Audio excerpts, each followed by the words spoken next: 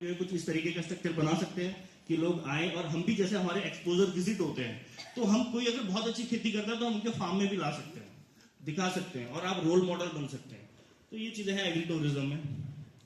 जैसे कृषि यंत्रीकरण की योजना है तो सरकार इस पर भी बहुत फोकस कर रही है। जैसे कि सर ने बताया, हमको अंतिम किस्त प्राप्त हो चुकी है, आज पोर्टल खुल गया है। आपको बस ये विशेष ध्यान रखना है कि जो केंद्रीय योजनाएं हैं वो सीधे किसान के पास आ रही है, चाहे ऑनलाइन के माध्यम से आए। जैसे कि agrimachinery.nic.in इसकी वेबसाइट है, जिस पर आप जाके अपना आवेदन कर सकते हैं। आपको कौन सा पावर वीडर चाहिए, कितने एचपी का चाहिए, कौन सी आटा चक्की चाहिए, कितने एचपी की चाहिए, वो आप स्वयं सेलेक्ट करके उसको ले सकते हैं। तो अब क्या होता है, उसमें जब ज्यादा आवेदन होते हैं तो जो पहले आओ पहले पाओ के बेस पे रहता है। तो यदि आपका नंबर आएगा तो आपको आटा चक्की आवंटित हो जाएगी, तो वैसे ही आपको पावर वीडर भी आवंटित होगा। तो आप कर सकते हैं, समूह के माध्यम से भी कर सकते हैं इस चीज को।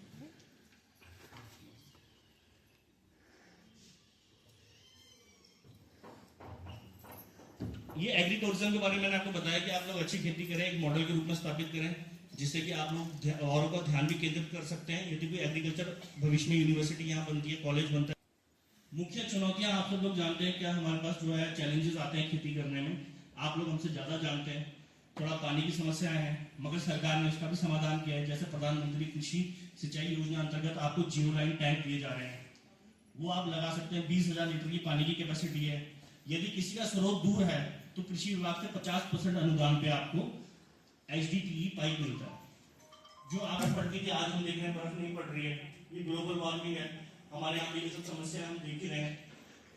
यदि ज्यादा केमिकल का यूज होगा तो ये सब चीजें आना संभावित है, मगर अगर हम काम करेंगे, जो बंदा काम करेगा तो उसका समाधान भी निकालेगा। जैसे आप लोग अगर खेती करेंगे तो जो समस्या है उसका समाधान भी आप करते करते निकाल देंगे।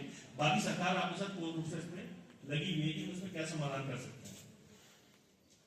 बाजार संबंधी समस्याएं, ये तो सबसे पहली बात जो मैंने बताया कि अगर मैं अपनी खेती करूंगा, भाई साहब अपनी करेंगे, आप अपनी करेंगे, तो हमारा प्रोडक्शन इतना नहीं है कि कोई मार्केट हमारे पास आए या कोई दिल्ली से कोई वेंडर हमसे सामान ले। यदि हम तीनों लोग मिल जाएंगे तो हमारा उत्पादन इतना होगा कि अगला आएगा कि हाँ जी मैं आपका प्रोड्यूस खरीदता हूँ।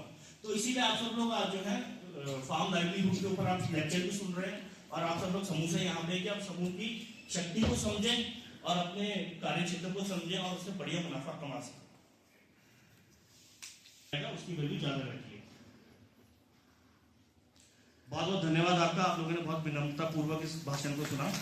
मैं चाहता हूं कि आप लोग इससे अपनी दैनिक आपकी डे टू डे जो लाइफ है उसमें आप कुछ बदलाव लेके आए और सरकारी योजनाओं का लाभ लेते हुए आगे बढ़े। धन्यवाद।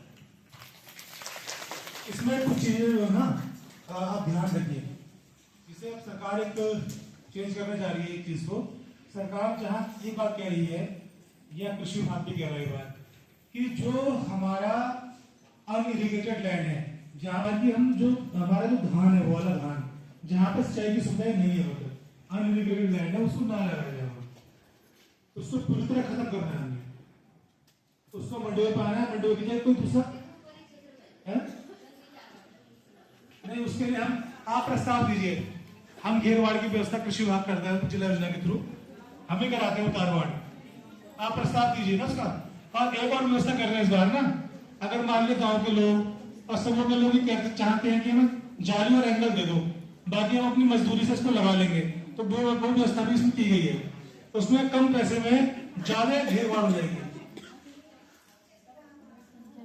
वो कृषि विभाग का, वो आप हमें प्रस्ताव दीजिए, अपनी ग्राम सभा से प्रस्ताव पारित करा के दीजिए। वो ग्राम सभा की जब बैठक होगी ना आपकी, सुनिए, ग्राम पंचायत में जब बैठक होगी आपकी, आप प्रधान भी आपको जाली और एंगल दे देंगे, लगा आप खुद लेंगे उसको। क्या ऐसा कर सकते? लेवेंडर की, लेवेंडर जानते हो लेवेंडर क्या होता है?